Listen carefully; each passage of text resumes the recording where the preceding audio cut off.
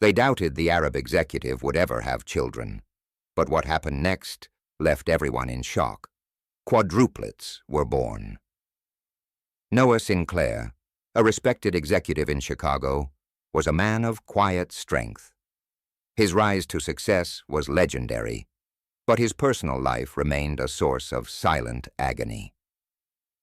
After years of failed attempts to start a family with his wife, Emma, Noah became the subject of cruel whispers and relentless speculation about his inability to have children. Just as he resigned himself to a life without heirs, the unthinkable happened. Not one, but 4 children entered his world. But this wasn't the end of the story. It was only the beginning. With the arrival of the quadruplet. Before we dive into this jaw-dropping story, don't forget to subscribe to the channel, like this video, and turn on notifications for more tales of triumph and inspiration that will leave you speechless. Noah Sinclair stared out of the window of his corner office, the glittering Chicago skyline stretching out before him. It was a view that once inspired him, reminding him of how far he'd come from his humble beginnings in a small town in Michigan. Now, it felt empty, a hollow reflection of a life that, for all its success, was incomplete. Behind him, the sound of papers rustling pulled him back to reality. His assistant, Grace, entered the room with her usual efficiency. "The investors' meeting is in 20 minutes, she said, placing a folder on his desk. "Do you need anything else?" "No, Grace, thank you," Noah replied, his voice steady but distant. As she left, Noah sank into his chair, running a hand through his dark hair streaked with silver. For years, his work had been his escape. When he and Emma first discovered they couldn't conceive, he buried himself in long hours and impossible projects. It was easier than confronting the pain in her eyes, the unspoken disappointment that lingered between them. That evening, Noah returned to their sprawling home in the suburbs.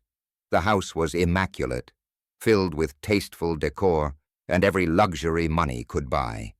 Yet, it was eerily quiet, a reminder of the children's laughter that would never fill its halls. Emma greeted him at the door, her smile as polished as always, but Noah could see the exhaustion behind her eyes. She had spent the day at yet another doctor's appointment, chasing a hope that had long since begun to wane. "How was work?" she asked, pouring them both a glass of wine. "Same as always," Noah replied, sitting across from her at the kitchen island. "How was the appointment?" Emma hesitated, her fingers tracing the rim of her glass. "Dr. Howard says our chances are slim, even with the new treatment." Noah felt the weight of her words settle in the pit of his stomach. He reached out, taking her hand in his. "We don't have to keep doing this, Em. We can stop." "And do what?" she asked, her voice breaking. "Give up? Pretend we're okay with this empty house and this emptiness inside me?" Her words cut deeper than she intended, and Noah struggled to find the right response. "We have each other," he said softly. "Isn't that enough?" Emma pulled her hand away, her expression hardening. "It should be, but it's not." That night, Noah lay awake in the darkness, Emma's back turned to him as she slept. He stared at the ceiling, his mind racing with thoughts of what might have been. They had tried everything: fertility treatments, adoption agencies, even surrogacy consultations. But nothing had worked. Each failure had been another crack in their marriage, another blow to the life they had envisioned together. The next morning, Noah threw himself into work, as usual, but the ache in his chest was harder to ignore. During a meeting with one of the firm's clients, he found himself zoning out, his thoughts drifting back to Emma's words. It wasn't until the client left that Grace entered his office, her expression unusually hesitant. "Noah, there's something I think you should see," she said, holding out her tablet. Noah frowned, taking the device from her. On the screen was an article about a groundbreaking fertility treatment being pioneered in Europe. The success rates were astonishing, but the procedure was still experimental and expensive, even by his standards. "I thought you might want to look into it," Grace said softly, "just in case." Noah stared at the article, a flicker of hope igniting in his chest despite himself. For years he had tried to shield himself from disappointment, to accept that some dreams weren't meant to come true. But as he read the details of the treatment, something inside him shifted. Maybe this was their chance. Noah sat at the dining table that evening, the article about the experimental fertility treatment open on his tablet. The flicker of hope from earlier had grown into a gnawing thought that refused to leave him. He knew the risks. It was unproven, expensive, and came with no guarantees. But the idea of trying one last time felt like a lifeline in the sea of disappointment that had consumed their lives. When Emma entered the room, she stopped mid-step, noticing the serious expression on his face. "What's going on?" she asked, setting down her purse. He turned the screen toward her without a word. She walked over, her eyes scanning the page, her brow furrowing in confusion. "Noah, what is this?" "It's a new treatment," he said, his voice steady but laced with urgency. "It's experimental, but the success rates are promising." Emma stared at the tablet for a long moment before setting it down. "Noah, we've tried everything. What makes you think this will be any different?" "It's different because it's new," he replied. "It's a chance, Em. Maybe our last one." She hesitated, her expression a mix of hope and fear. "You know how much this has taken out of us. I don't think I can handle another failure." Noah reached for her hands, holding them tightly. "What if this isn't a failure? What if this is the one thing that works? I don't want to look back and wonder if we didn't try hard enough." Emma's lips trembled, and for the first time in months, Noah saw a spark of hope in her eyes. She nodded slowly. "Okay, let's do it." The next few weeks were a whirlwind of preparations. Noah contacted the clinic in Europe, arranging for the initial consultations and tests. The costs were staggering, but to him, it was worth every cent if it meant they had a chance to build the family they'd always dreamed of. When they arrived at the state-of-the-art facility in Switzerland, they were met with a team of doctors who exuded confidence and professionalism. Dr. Weiss, the head of the program, greeted them warmly. "I won't sugarcoat this," Dr. Weiss said during their first consultation. "This procedure is still in its early stages. It requires immense patience and resilience. But if you're willing to take the risk, the rewards can be extraordinary." Noah nodded without hesitation. "We're ready." Emma, however, was quieter, her fingers gripping the edge of her chair. "What if it doesn't work?" she asked, her voice barely above a whisper. Dr. Weiss smiled gently. "Then you'll know you gave it everything you had. Sometimes that's all we can do." The procedure began with a series of rigorous tests and treatments, pushing Emma's body to its limits. Noah stayed by her side through every injection, every sleepless night, and every moment of doubt. He tried to stay strong for her, but there were nights he found himself sitting alone in their hotel room, questioning if they were chasing an impossible dream. One evening, as they sat on the balcony overlooking the snowy Alps, Emma turned to him. "Do you think we're crazy for doing this?" Noah chuckled softly. "Probably. But sometimes the craziest ideas are the ones worth pursuing." Emma smiled, leaning her head against his shoulder. For the first time in years, the weight of their struggles seemed to lift, replaced by the fragile hope that maybe, just maybe, this time would be different. Weeks turned into months, and the results of the treatment were finally in. When Dr. Weiss entered the room with a clipboard, Noah and Emma held their breaths. "Well," Dr. Weiss began, a smile breaking across her face. "Congratulations! The procedure was a success. Emma, you're pregnant." Emma gasped, her hands flying to her mouth as tears streamed down her face. Noah sat frozen, the words sinking in like a tidal wave. We did it?" he stammered. Dr. Weiss nodded. "Not only that, but the initial scans show something remarkable. You're expecting quadruplets." The room spun, and Noah reached out to steady himself. Emma clutched his hand, her laughter mingling with sobs of disbelief. Against all odds, the impossible had happened. Noah and Emma returned to Chicago with a sense of euphoria they hadn't felt in years. The news of their quadruplets was nothing short of miraculous, but as the days passed, the weight of their new reality began to settle in. Their once quiet home was now bustling with preparations for the arrival of not one, but 4 babies. It was an overwhelming thought. Emma sat on the couch surrounded by stacks of baby name books, fabric swatches for the nursery, and a laptop filled with registry items. She glanced up at Noah, who was on a conference call in the kitchen. His voice was calm, commanding as always, but she could see the tension in his shoulders. He hadn't stopped working since their return, diving headfirst into his role as provider. When his call ended, Emma called out, "Noah, can you come here for a second?" He walked over, loosening his tie. "What's up?" She held up 2 fabric samples. "Do we want pastel blue or sage green for the nursery walls?"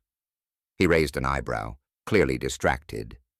"Whichever you like, Em," she sighed, dropping the swatches onto the table.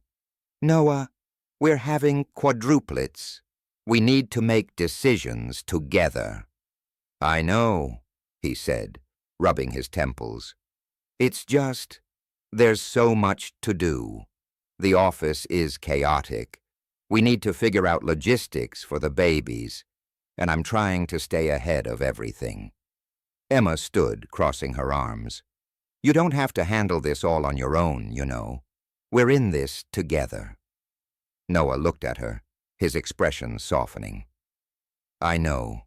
I just don't want to let you down." Emma stepped closer, placing her hands on his chest. "You're not letting me down, Noah. But you need to let me in. We're a team." He nodded, pulling her into a hug.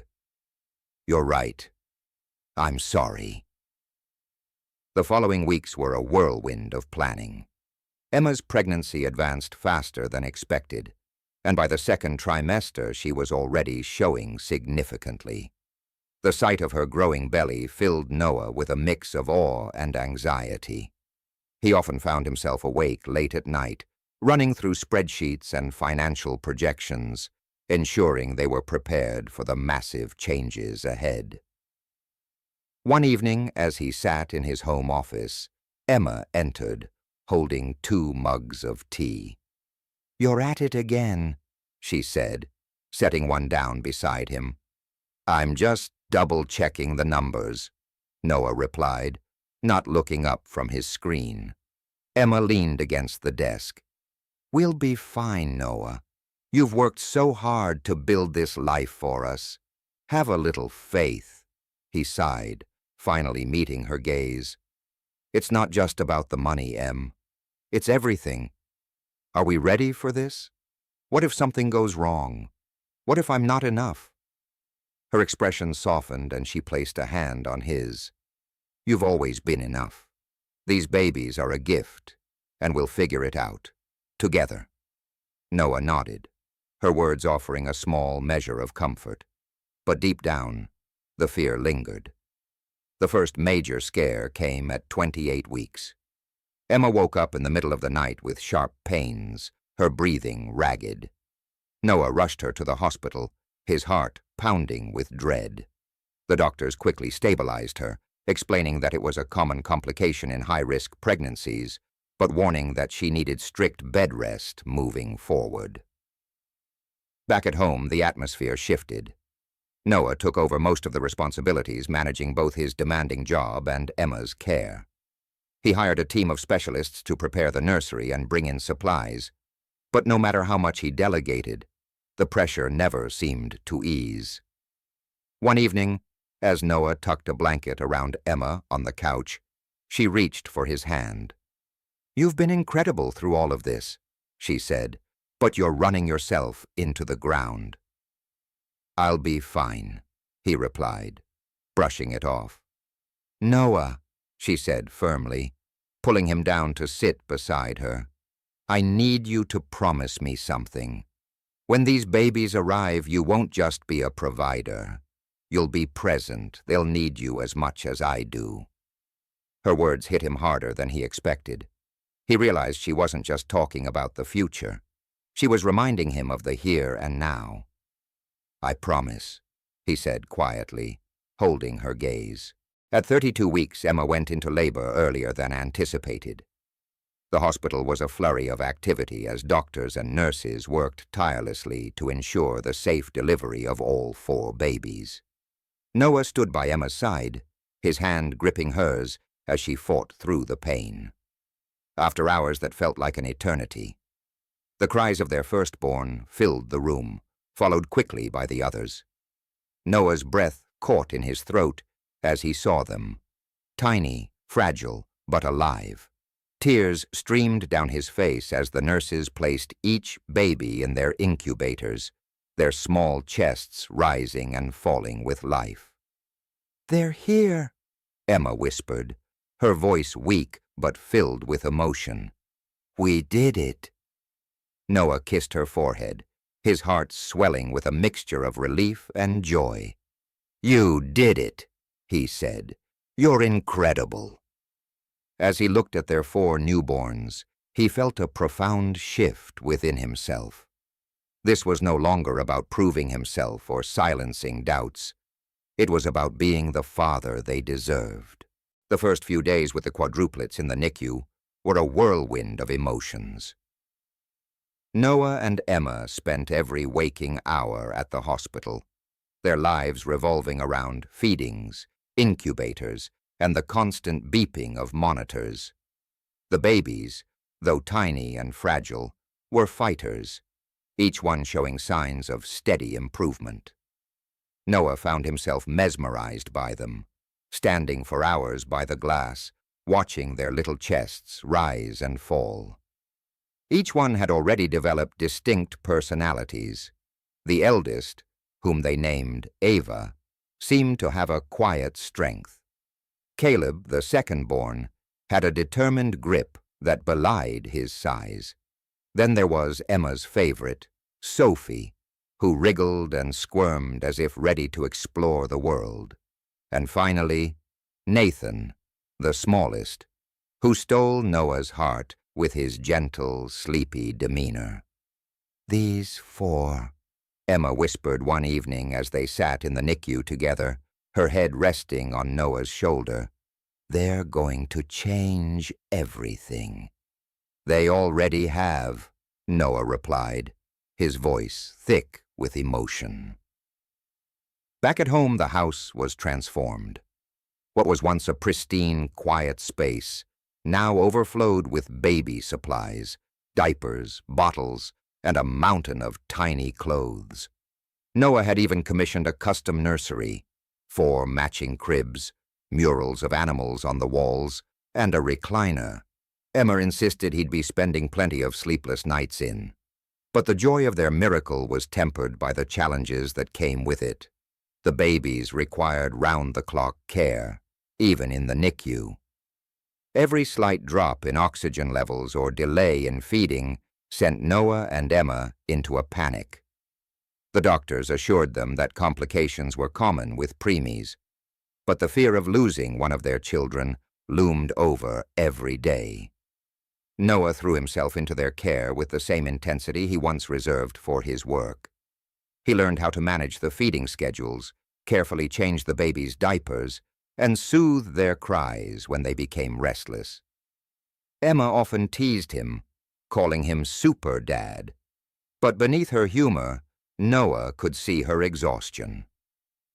One evening, after a particularly long day at the hospital, Noah found Emma sitting in the nursery, staring at the cribs. Her face was pale, and her hands fidgeted in her lap. "Em?" he said softly, stepping into the room. She looked up, her eyes glassy. "What if I can't do this, Noah?" He knelt beside her, taking her hands in his. "What are you talking about? You've been amazing." She shook her head, tears spilling down her cheeks. "I'm so tired. I feel like I'm failing them already. They deserve better than me." Noah felt his heart break at her words. "Emma, listen to me. You're not failing. You're their mother. No one can love them or fight for them like you do. And you're not alone in this. We're a team, remember?"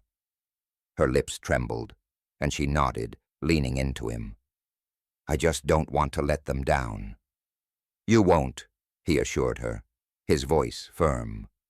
"We'll get through this, one day at a time." As the weeks passed, the babies grew stronger, and the doctors began discussing the possibility of bringing them home. The thought filled Noah with equal parts excitement and dread. The NICU had become a safety net, a place where every hiccup and worry was met with immediate medical attention. At home, it would be just him, Emma, and their 4 fragile miracles. The day finally came when Ava, the first to meet her weight goals, was discharged. Noah and Emma brought her home, cradling her like she was made of glass. Seeing her in her crib for the first time brought tears to Emma's eyes. "She's so tiny," Emma whispered, her fingers brushing Ava's cheek. "She's perfect," Noah replied, his voice filled with pride. But their joy was short-lived. That night, Ava developed a fever. Panic set in as they rushed her back to the hospital, fearing the worst. The doctors assured them it was a minor infection, but the experience left Noah shaken. As he sat in the hospital room with Ava sleeping peacefully in her bassinet, Noah stared at her tiny hand wrapped around his finger. He thought of the long road ahead, the sleepless nights, the unexpected scares, and the endless uncertainty. For the first time, he wondered if he had the strength to face it all. Noah sat at the dining table, staring at a baby monitor that displayed Ava's image. She was fast asleep in her crib back at the NICU, her fever now under control. Emma was upstairs resting, completely drained after days of worry. The house, though filled with signs of their growing family, felt heavier than ever. The reality of their situation pressed down on him, and for the first time, he allowed himself to wonder if they had made a mistake. The following morning, Noah arrived at the hospital, determined to check on the progress of his children.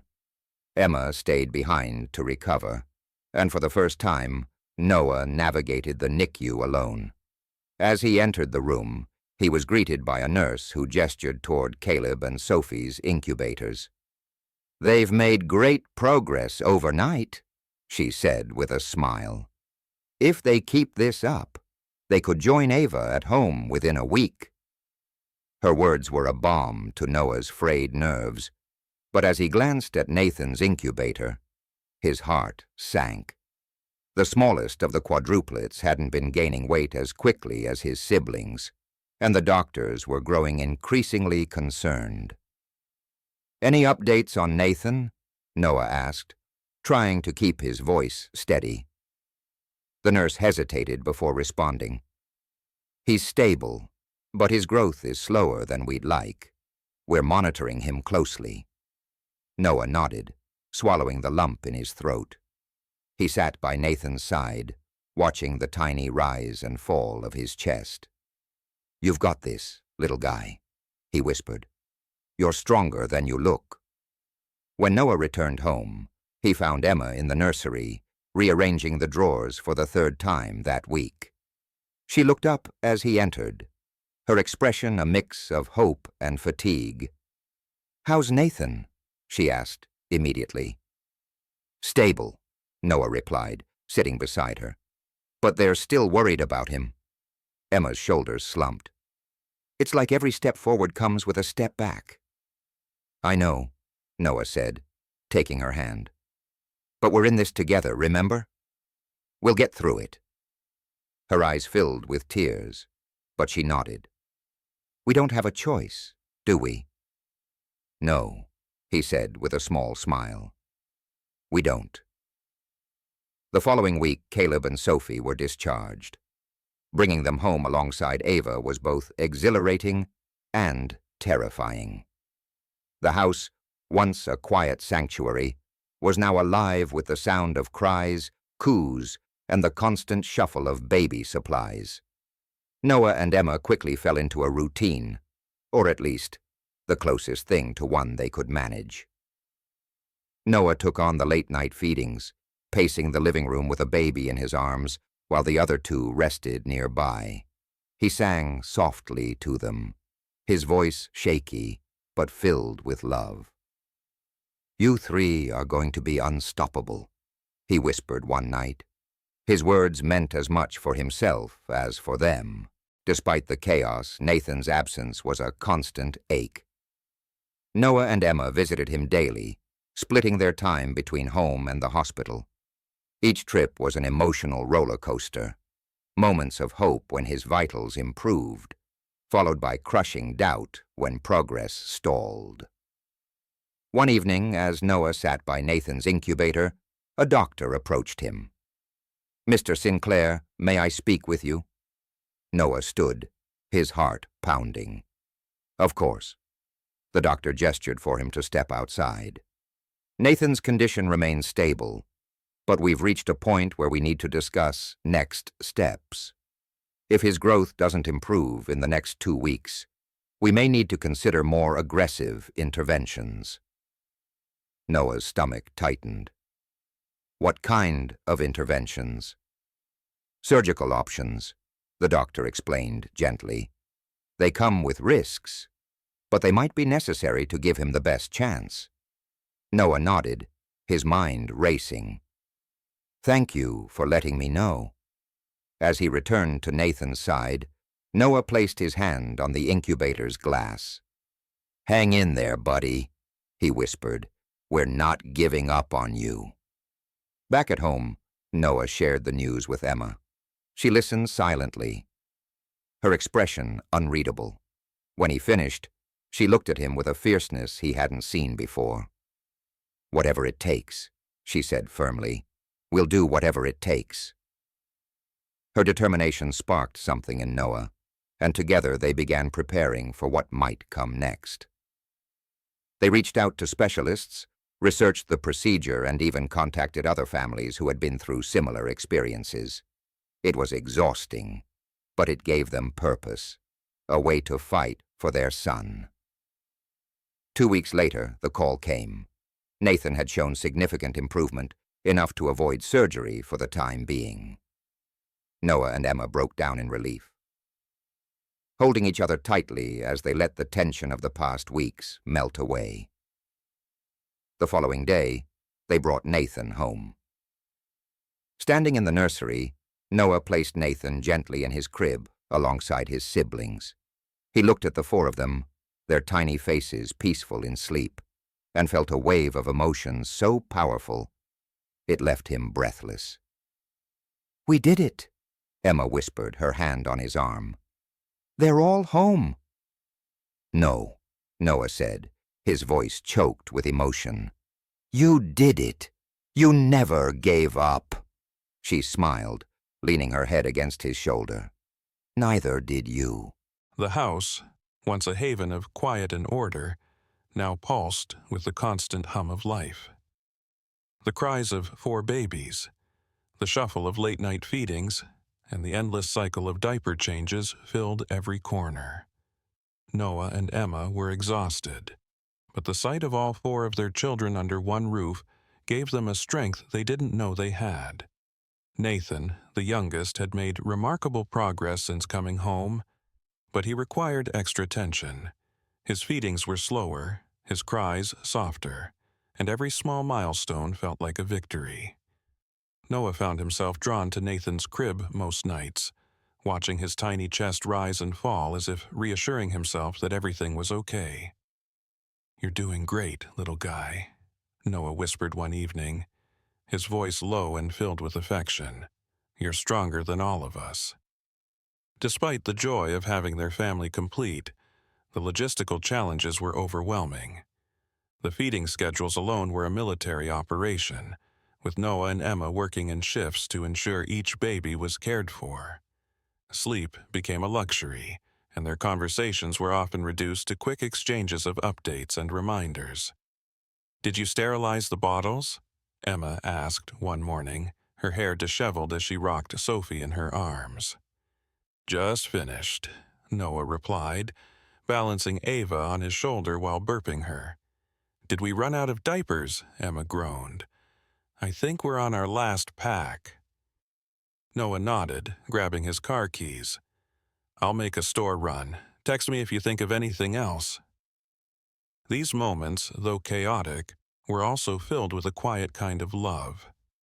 They were a team, united by their shared purpose and the overwhelming love they felt for their children. One afternoon, as Noah returned from yet another store trip, he found Emma sitting in the living room surrounded by toys and baby clothes. She looked up at him, her eyes tired but sparkling with a rare moment of lightness. "Look at this," she said, holding up a tiny onesie that read, "Team Sinclair." "I forgot we bought this before they were born." Noah chuckled, sitting beside her. "We really had no idea what we were getting into, did we?" "Not even a little," Emma replied, laughing softly. Then her smile faded. "Do you think we're doing okay? For them, I mean?" Noah reached for her hand. "Emma, we're doing the best we can, and that's more than enough." She nodded, but Noah could see the doubt lingering in her eyes. It was a question he often asked himself in the quiet moments when the weight of responsibility felt too heavy. As the weeks turned into months, the Sinclairs began to find their rhythm. The babies grew stronger, their personalities blossoming in ways that brought joy to even the most exhausting days. Ava was independent and observant, often content to play on her own. Caleb was the loudest, demanding attention with his infectious giggles. Sophie was a bundle of energy, always wriggling and exploring. And Nathan, though quieter, had a sweetness that melted hearts. But the challenges didn't disappear. One evening, as Noah was reviewing work emails after putting the babies to bed, Emma walked in holding a medical bill.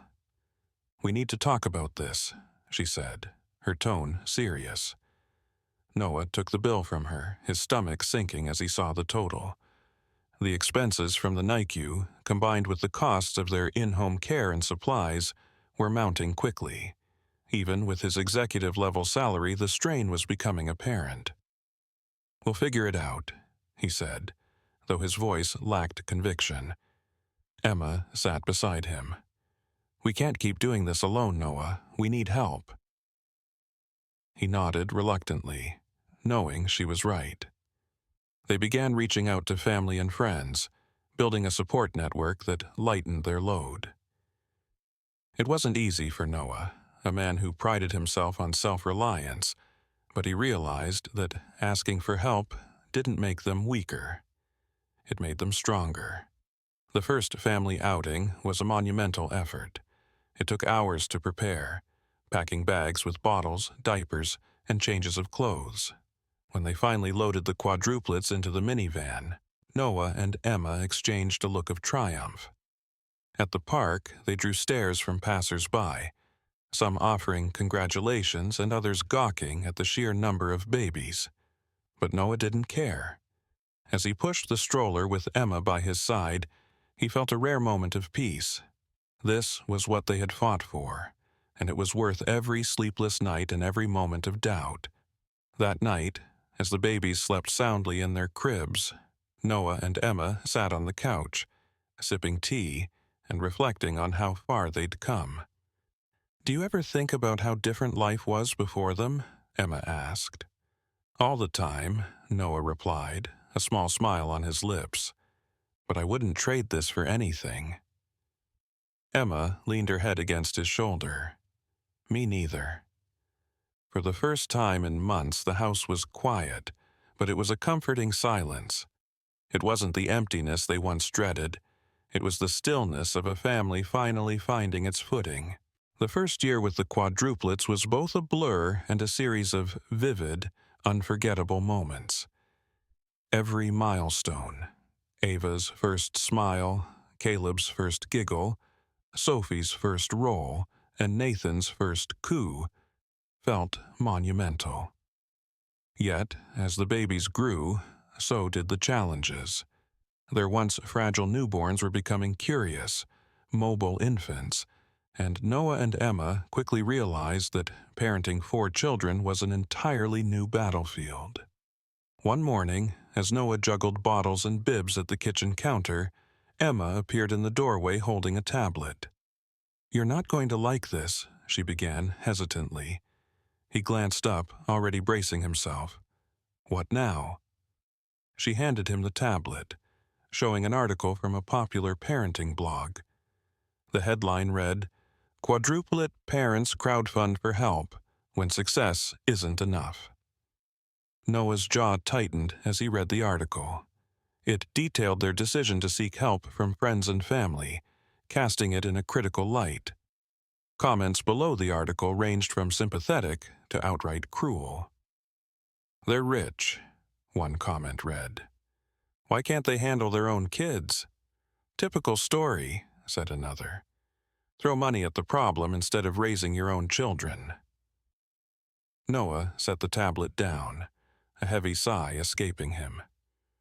"Who sent this to you?" "Grace," Emma replied quietly. "She thought we should know." He rubbed his temples, the weight of public scrutiny pressing down on him. "I worked my whole life to provide for this family, and now we're being judged for accepting help." Emma placed a hand on his shoulder. "Noah, we know the truth. Let them talk." "It's easy for you to say," he muttered, regret flashing across his face when he saw her hurt expression. "I'm sorry, I didn't mean that." Emma nodded, her voice firm. "We're not perfect, Noah, and we never claimed to be. People will always have opinions, but the only ones that matter are ours." Her words, though comforting, didn't erase the sting of the criticism.